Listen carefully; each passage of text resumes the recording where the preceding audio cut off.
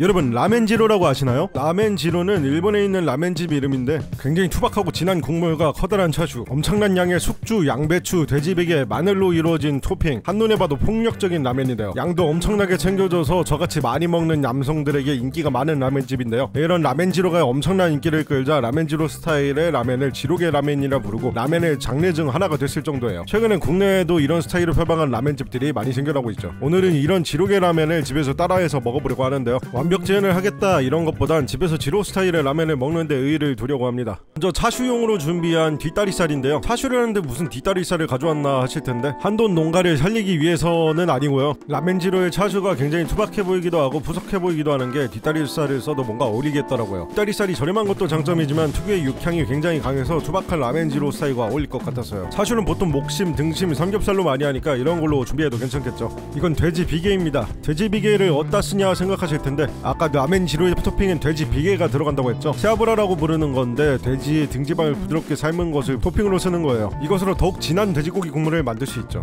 우리나라에서 등지방만 따로 구하려면 A지방이란 걸 구매하시면 됩니다. 일반 비계를 써도 되는데 등지방만이 가진 특유의 식감이 있어서 차이는 좀 있을 겁니다. 최근 일본 여행 가서 사오는 조미료 중에 닌니코 세아브라라는 조미료가 있는데 이것이 이런 세아브라를 조미료화 시킨 겁니다. 이 등지방을 약불에 약 2시간 정도 끓여줄게요. 자, 차슈로 만들 고기를 마이야르 반응을 다 일으켜주기 위해서 면 모두 골고루 구워주겠습니다.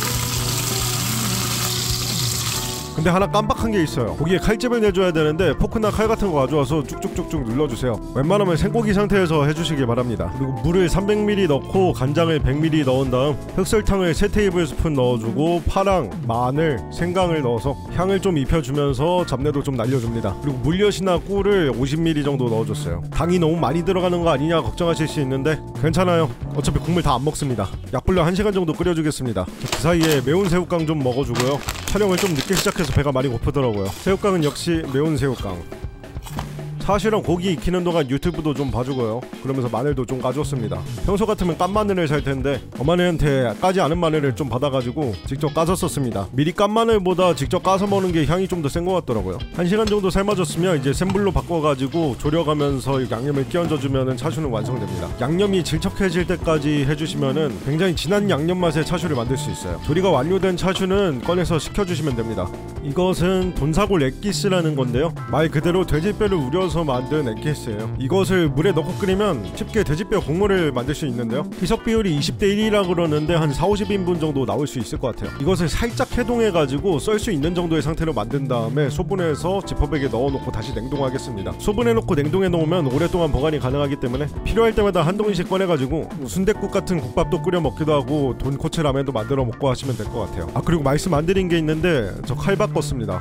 역시 세핑이 좋아요. 그 다음 마늘을 다져줄 건데요. 이걸 위해서 마늘을 깠던 거죠. 토핑으로 쓰기 위해서 어느 정도 입자가 있게 갈아주시면 됩니다. 이제 1시간 반에서 2시간 정도 삶은 돼지 비계를 건져가지고요. 손으로 사정없이 으깨주세요. 근데 정말 많이 뜨거우니까 목장갑 같은 거 있으면 목장갑을 꼭 끼고 비닐장갑을 끼고 하시는 게 좋겠습니다. 저녁 메뉴가 족발로 바뀔 뻔했습니다.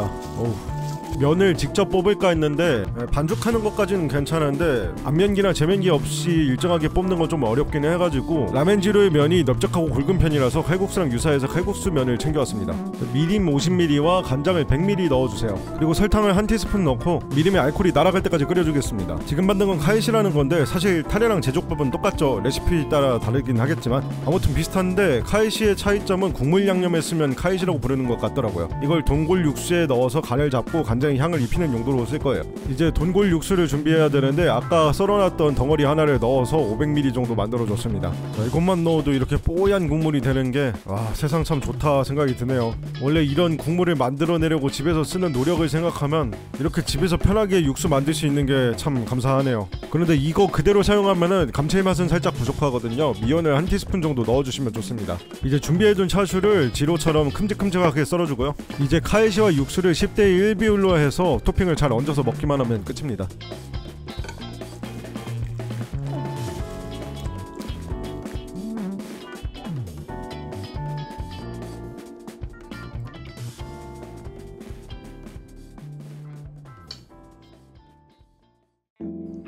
자, 이렇게 지로 스타일로 라멘을 한번 만들어 봤습니다. 토핑으로 숙주랑 양배추를 2가지 사용하는 편인데 저는 숙주만 사용했고요. 숙주는 그냥 30초 정도만 데쳐가지고 사용하면 되겠습니다.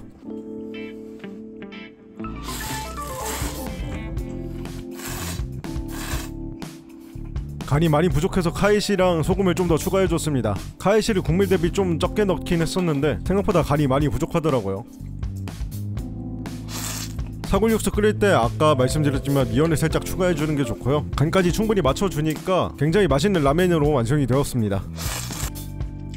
차슈도 한 입 먹어봤는데요, 뒷다리살이라서 입에서 녹는 그런 식감은 아니었지만 그래도 저온에서 오래 조리했다 보니까 질긴 건 아니고 탱글하고 쫄깃한 식감이었습니다. 개인적으로는 뒷다리살의 육향이 굉장히 강한 편이라서 이 돼지 국물이랑 굉장히 잘 어울린다고 느꼈어요. 그리고 새아브라가 들어가서 그런지 확실히 국물이 녹진하고 맛있었습니다. 오래 삶아서 그런지 불쾌한 향 같은 건 안 났고요, 돼지뼈 육수랑 굉장히 시너지가 나는 그런 느낌이에요. 개인적으로는 탱글하고 말랑한 돼지 비계가 씹히는 식감이 마음에 들었습니다. 그리고 마늘을 아예 가열하지 않은 다진 생마늘을 쓰다 보니까 향 자체가 살아있는 게 좋았고요. 이 투박하고 묵직한 맛을 완성시켜주는 느낌이었어요. 일본의 라멘이 우리나라에서 국밥 같은 위상이라고 하더라고요. 적당히 저렴하고 든든하게 먹을 수 있는 그런 음식이죠. 돼지뼈로 우린 국물 스타일이 인기가 제일 많은 것도 닮아있고, 우리나라에선 돈가스 제육국밥이라고 해서 남자들이 좋아하는 음식 중에 국밥을 꼽잖아요. 일본에서도 마찬가지로 라멘은 좀 남성적인 이미지가 강하다고 하더라고요. 한국에서의 국밥도 비슷한 이미지이기도 하죠. 든든하고 묵직한 사람한테 국밥 같은 남자라는 말도 쓰기도 하고 말이죠. 남은 새아브라에는 다진 마늘과 카이시를 넣어가지고 추가로 양념을 해서 덮밥을 해먹거나 아니면은 양념장처럼 사용해도 괜찮습니다. 지금까지 장백준이었고요. 영상 시청해주셔서 감사합니다. 그럼 바이바이.